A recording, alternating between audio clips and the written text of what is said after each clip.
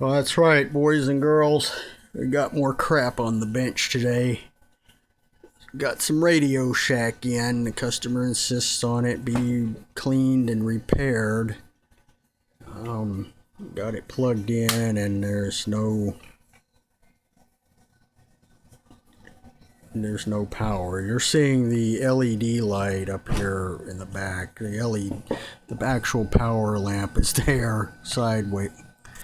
There we go with the fucking camera zooming. There we go.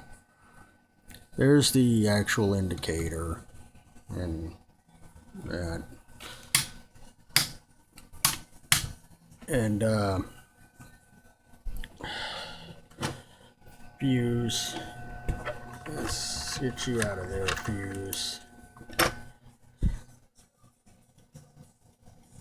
Fuse is looking pretty healthy. Power transformer's probably bad. I hope not. This power transformer there. It could be this LED is bad, but I gotta fix all this. Look, this naked thing here. Why are there two transformers? Well, this is an 8 ohm, 4, 8, 16 ohm, 25 and 70 volt amplifier, and this transformer is a 70 volt 25 volt amplifier. It takes our output and applies voltage to it, you know, from the power capacitor. This is your main power transformer here, this big one, and this is your output transformer. Now we have our audio coupling transformer on the board. This board's got something on it. I don't know what this shit is on here. It looks like soda or something. It's all over this board. I'm gonna try and spray it with this stuff and get it cleaned up. Probably got to pull the entire board. I'm pretty sure that something's shorted, causing it not to come on. I hope this isn't bad. There's probably voltage here, I don't know. MPA-20 dual voltage, 12 volts. Well, I could try it on 12 volts. Maybe it'll come up. I don't know. I think I might do that. I'm just going to do a quick overview just to get some footage of where the wiring goes. Here's our main. I'm probably not going to... Whoa, look at that. Okay, that's just heat shrink tubing. Never mind. Here's our input main. We're switching our hot. The transformer. And our common is running over here. No, we're switching common, neutral, and wait, are we switching neutral? Well, we're doing something. We're switching one and fusing the other, so they're both going to theirs. It's one of those old style plugs too. It doesn't have, I don't think it has the polarized end. No, it doesn't. It's just one of these. I might change that. I don't know. Look at that. Kawasaki. I thought they only made motorcycles, but I guess they made AC outlet plugs too. Alright, moving down on our pots. Most here is our filter cap. 200 negative. No shit. Negatives on this side. Got some wire wrapped dog bones. This is our 70 volt output transformer. These are biasing resistors, I believe. They're going on the transistors. They're transistors on the bottom right under here. Right there. Oh god, there's more. Well, it looks like it's in good shape, but there's something on this board. It's like, I don't know what. Cigarette crust? Paste? that would probably cause something to fuck up somewhere, I assume. Overheated protection. Thermistors here and silicon. They get those up, I think. Anyway, try to make note of where all the wires go. Looks like something burned right there. Those resistors got hot. Green, white, red. That's our input, the transformer, and then the outputs. That's a gray for that bus. There's a black down there too. I don't know where it's going. Over here, control yellow, purple, red, orange. It's a brown and a white. It's an audio. Oh, look at that. The shields broke off of that. Don't know where it goes. I'm pretty sure it goes right there in that hole. Shielded cable for the master volumes over here. It's that one. Oh no. It takes 12 volts. I did put 12 on it. It didn't come on, so something's going on. It's probably over here in this. It might be this switch too. It could be this. This solder like gobbled all over this thing. And then we have I don't know what you would call this, a bulb or an LED right here, but there's a pile of resistors here. It's like a 1.18 ohms, 180 ohms maybe, and then a wire one there. I'm not sure. There's a rectifier, filter.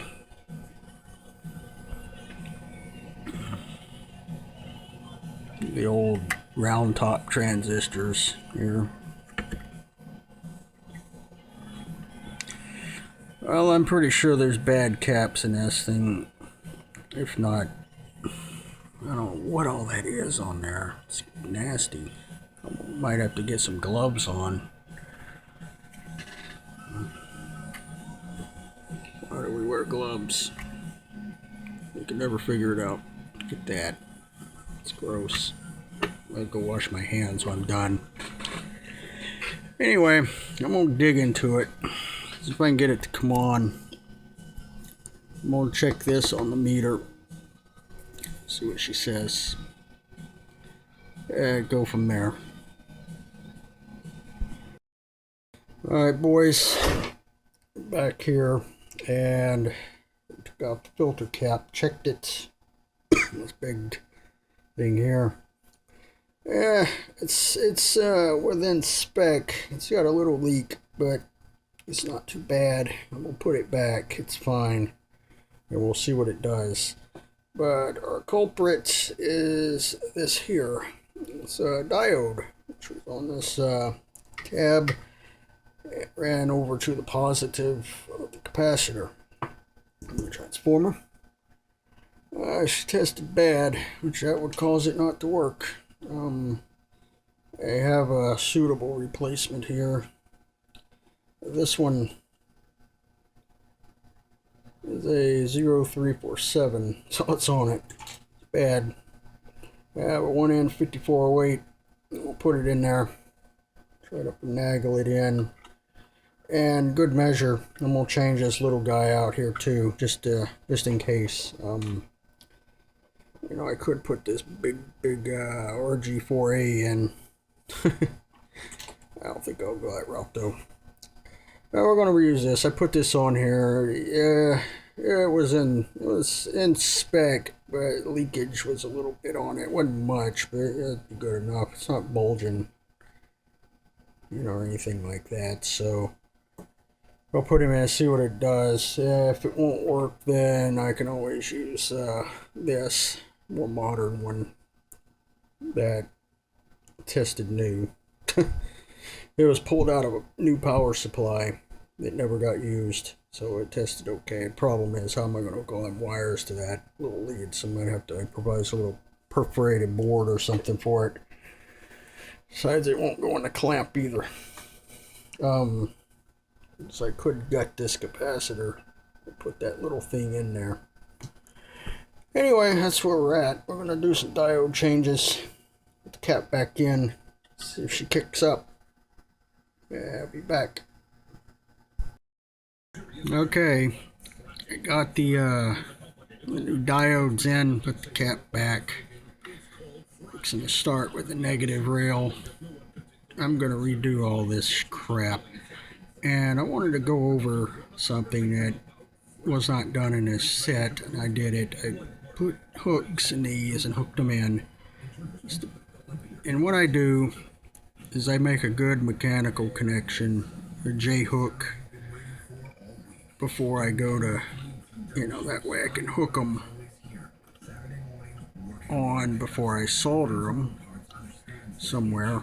Probably just hook it on that lead right there and make a good solder connection, so we have a good mechanical and solder connection. Same with this one. If someone cut off, oops, sorry, this lead here. Then once I get all this situated back together, we'll see if it turns on, which it should. I mean, I'll replace the diodes with good ones. Should come up.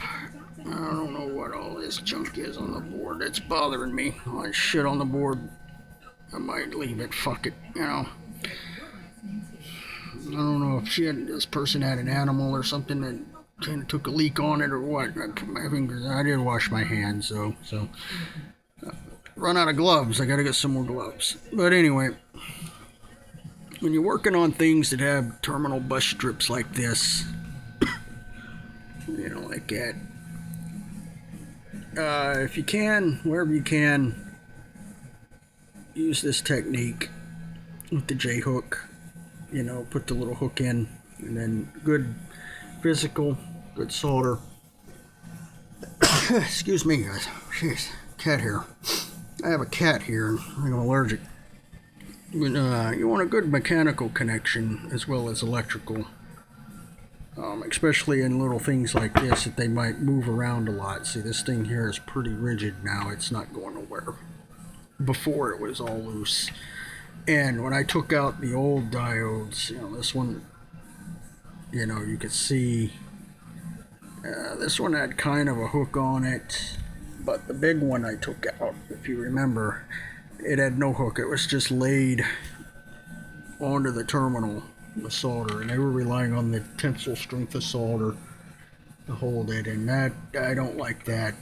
So I'm making it better, if anything, and if she works, it'll be a good one. Plus, I'm gonna get this negative straightened out now, so I'll be back shortly. Alright, forgive me, it's dark, but there's a reason behind it.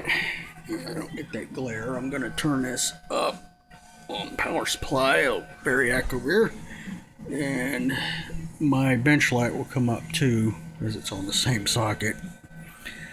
And it's coming up. When we got the indicators coming on, it's a good sign. And there we are at 120 volts. And no magic smoke. Now the real question is, does it actually work? So I'm going to get some audio cables together and hook this up to my the thing I just turned down. I'm going to hook it to that speaker and go from there. Okay, back. Got a speaker connected. Starting off, I'm just going into the 8 ohms off this transformer. Ooh. Little battery terminal touch together down there. Let me get back in my chair. Let's sit down. Shit. Standing up all the time. Alright, what I'm doing, I have this multi-tap Atlas speaker. It's 257V20. Is that the serial number? No. It's an Atlas Strategy Series SM42T. That's what it is. Multi-tap, and you can see I got it on 16 watts, 8 ohms.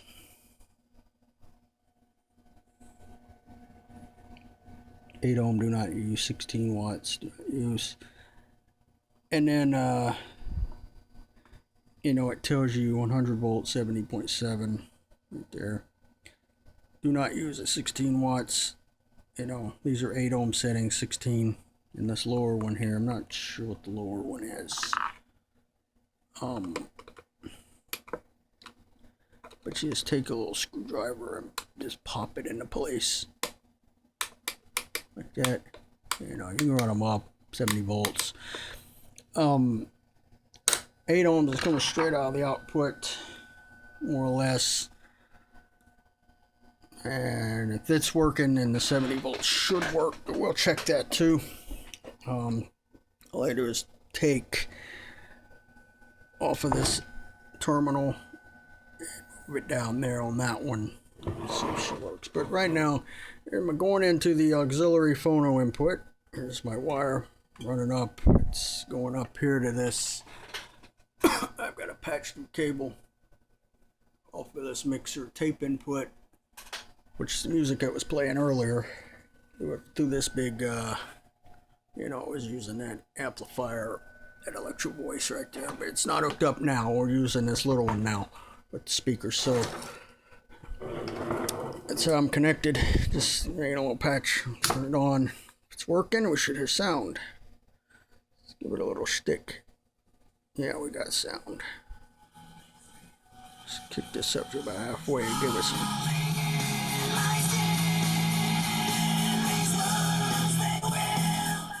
Yeah, you see it's like cross fading. 0 is unity, so. Master's all the way up. And there's no hum. I mean, it's very little, but not bad. You know, it's not even noticeable. I'll give it a little stick.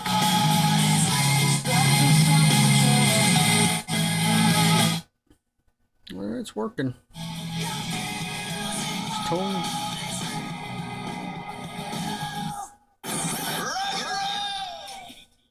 Yeah, it's working.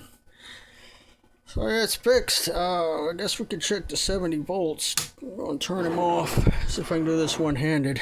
I'm going to move it to 16 watts. Wait a minute. 8 watts at 70. Right there. That setting. 70 volts, 8 watts. We're going to pull the little dinky thing off here. Do this one-handed. Alright. We'll kick it back on. We'll give it a little volume. A little gain. And we'll touch it down here to 70 volts.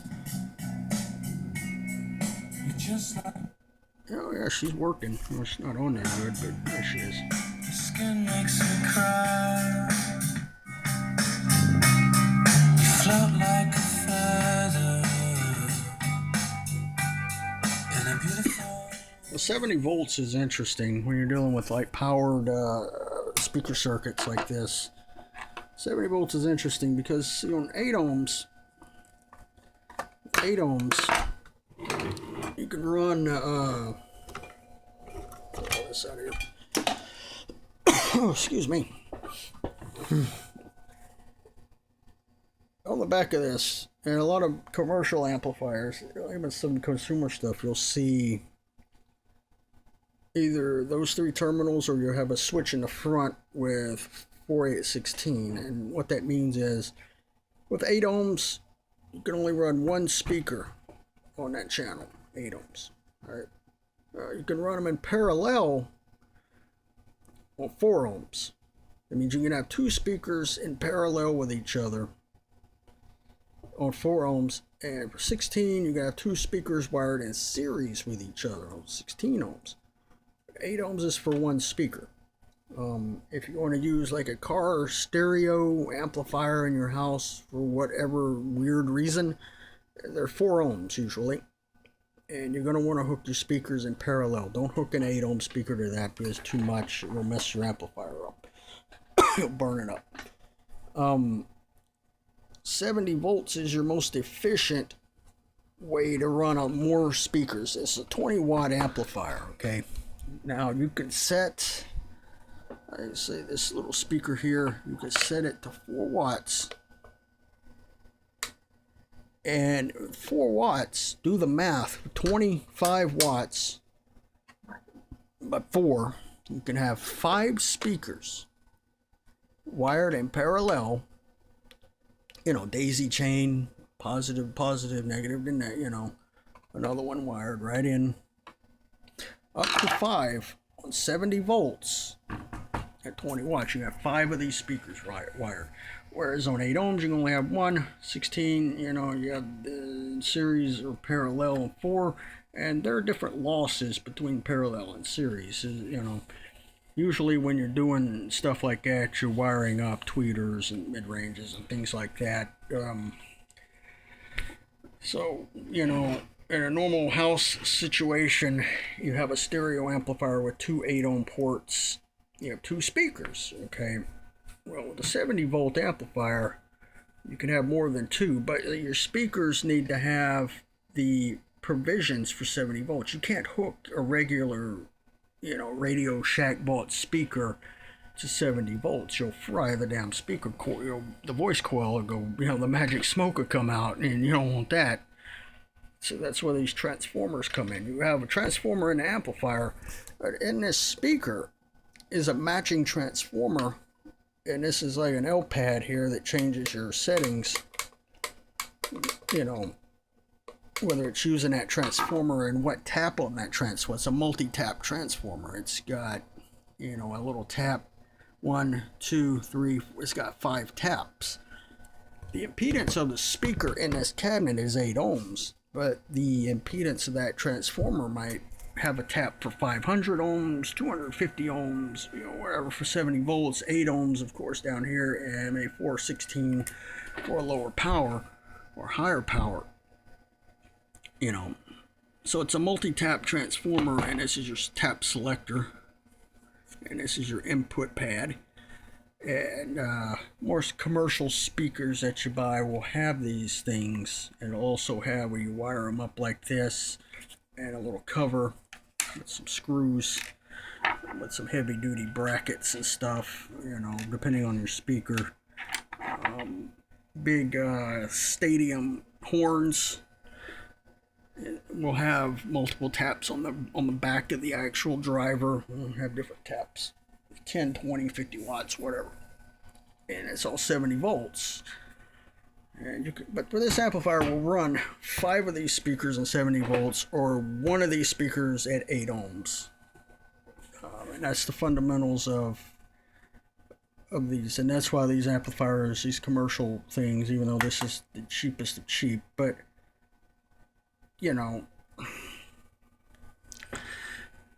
they're more efficient that way.